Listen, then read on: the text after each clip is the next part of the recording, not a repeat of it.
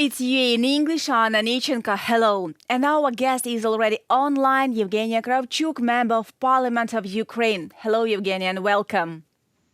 Greetings from Kiev. Russian war and world support of Ukraine now. How can you describe and what can you say about, by the way, negotiations between Ukrainian President Zelensky, Turkish Erdogan, and United Nations Secretary General Guterres in Lviv?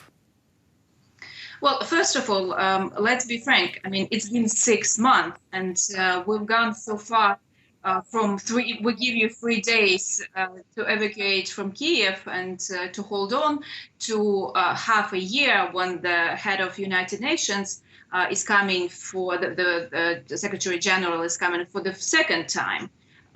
In this period to Ukraine and President Erdogan for the first time. And we had a lot of, high-ranking guests coming in this period. So that means that Ukrainian resilience is really serious and is supported by, I would say, normal and civilized part of the world. Not just Europe, but also other countries that are far away from Ukraine. They support us. I will say that there were a lot of over-exaggerations about that Erdogan is bringing some news from Putin saying, that Ukraine should agree to the ceasefire and things like that. But we see the firm position of President Zelensky that any ceasefires and negotiations could start when Russians leave our country. And that's the first and foremost step that needs to be taken.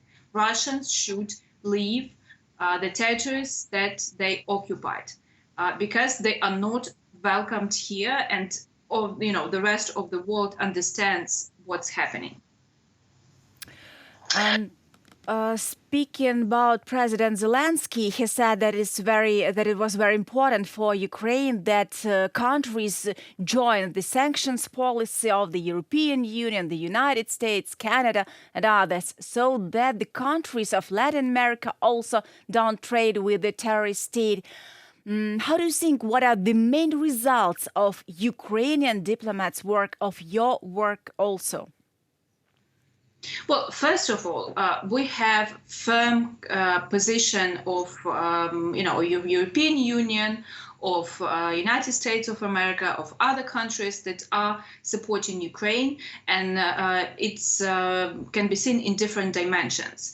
Not only military support, and military support, of course, is what we need urgently, because we need hard weapons, heavy weapons, artillery, MLRS systems. We see that HIMARS has been a game changer, actually, on the battlefield, and we can observe that with official statements of Minister of Defense and our army about how it is resultful of precisely targeting military objects on the occupied territories. That means that Russians are running out of supplies, or they have to bring these supplies from other territories, and that is really seriously slowing them down. Because look, since the July 6th, even the official propaganda and officials from Russia has not stated anything about capturing new territories. That means that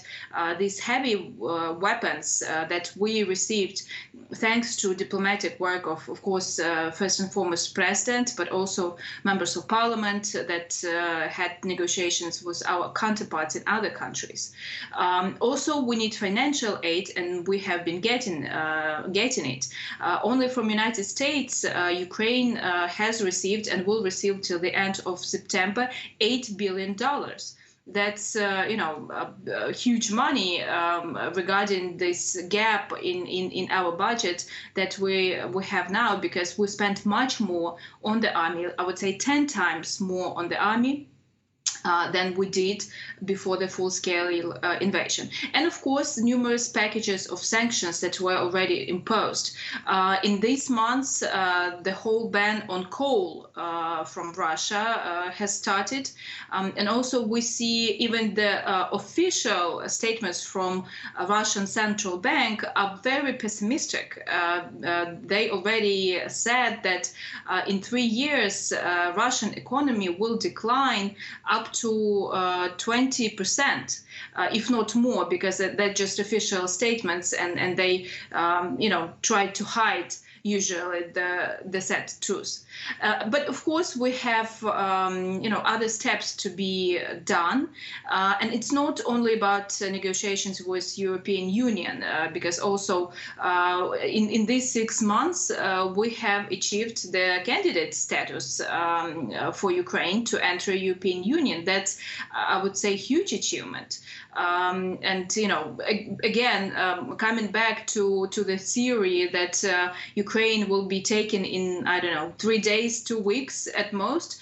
Now we have official status of candidate, and by the end of the year, we really hope to start negotiations about our plan of entering European Union.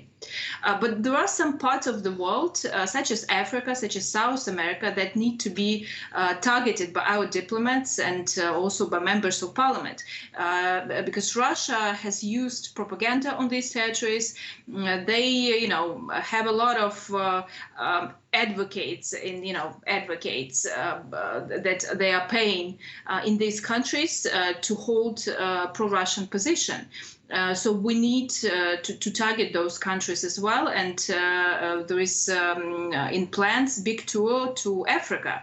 Together with our Minister of Foreign Affairs, we're forming also delegation of members of parliament to speak to our counterparts. And President Zelensky is the first president of Ukraine that had official conversations or meetings with some of the leaders of South America and Africa. That happened for the first time in 30 years. Soon 31 year of independence we'll celebrate. Two questions. Next steps, Ukrainian steps in the international sphere, and what about countries that don't support Ukraine? How can we explain them the consequences of the Russian war? Well, of course, one of the biggest goals for our diplomacy and Ukraine as a country is to receive, or not to receive, but to give Russia the official status of a country that is sponsoring terrorism. Of course, it's a difficult decision, but we've already seen very strong political signals from American Congress to Department of State about this. And now I know that it's being discussed in terms of I would say, the details and how these details can influence different spheres. But we are on this very long and very important road.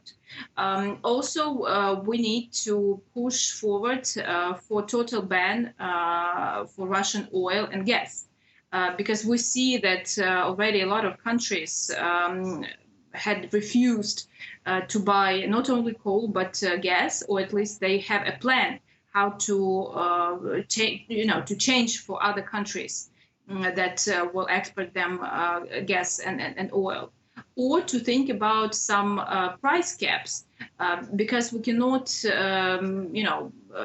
have the situation that Russia, because of the gas prices, is getting the same amount of money. So there are, different ways to solve this, either to have a ban or either to have a price cap. So, Russian oil will not be sold on markets no higher than, some price that could be set up of, by those countries who are buying it. Losses of the Russian army now in the full-scale war against Ukraine reached, maybe more than 44,000 soldiers. It means that Russia kills their own people, and they try to blame Ukraine, USA in the global hunger and to scare Europe with the cold winter. What should we do with this question? Well, about killing their people, it's a choice. And when we're speaking about, what Russians can do in the meantime, and usually what answers we hear, that we can't go to, I don't know, to protests because all of the people will be packed to the police department and put to sentence. But I always answer. I mean, we are the country that had hold two revolutions. When there will be 1 million of people on the Red Square, they will not have the amount of cells and amount of military people to put them to jail. So it's just amount of the people who are ready to protest. And that's why actually we are discussing with our partners about a visa ban. Because it will also put pressure into the society inside of the Russia. I understand that probably those people that can afford a tourist trip to Europe, are not those who are sending their sons and husbands to die in Ukraine, because usually these are, they're coming from poor families, from the territories that are in depression. But still, you can't say that. There are some part of the country that is just living in another world, not saying anything about the world. Just look at Germany after the Second World War.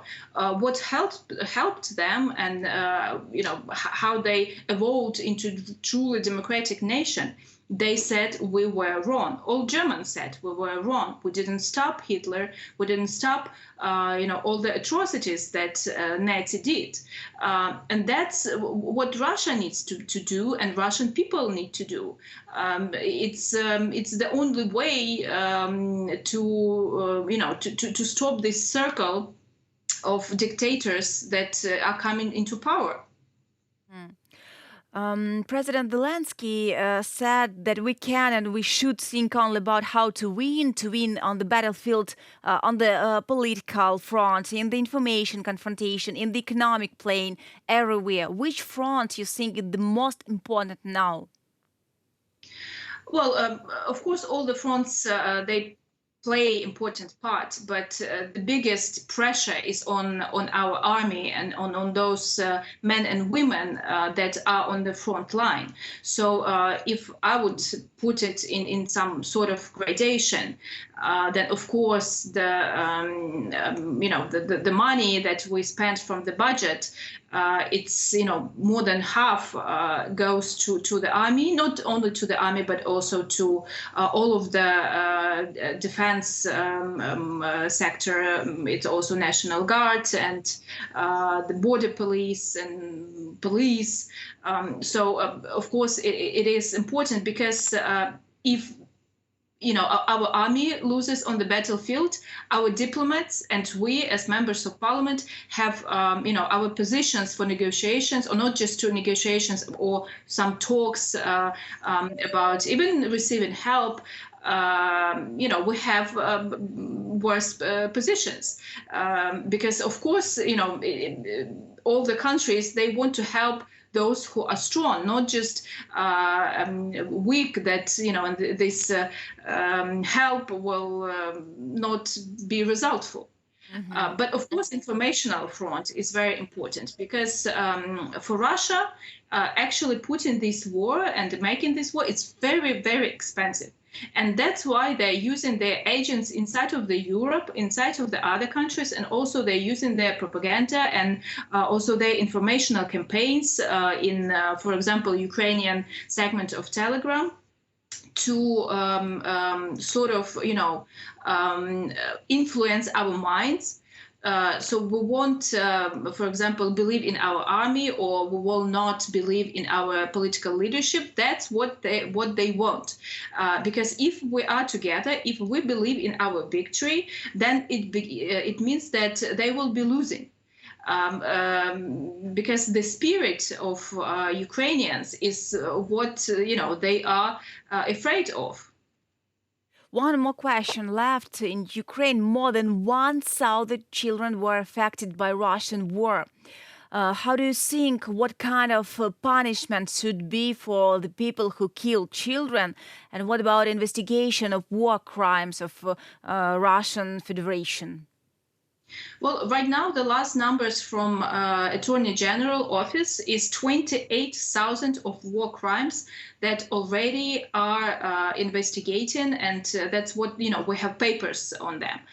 But of course, those atrocities that happened in Mariupol or that are happening in Kherson region or in Zaporizhia region on the territories that are occupied, we can't, do that because we don't have the access of these territories. And this number, so, more than 1,000 of kids that were affected, it's not, I think it's much more because it doesn't involve anything, any numbers from Mariupol, for example. And we can imagine that it could be, the losses among the civilians in Mariupol was, as, local representatives say, could be up to 20,000 of civilians that were killed.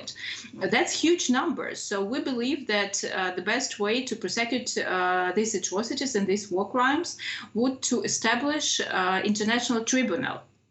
And we are working together with special representative from Ministry of Foreign Affairs, Anton Koronevich, on these pre-steps that need to be taken before we do that. We already put the sentence about international tribunal in resolutions of Parliamentary Assembly of Council of Europe, also of the Parliamentary Assembly of OSCE. And that's, the base, we'll just build a legal base.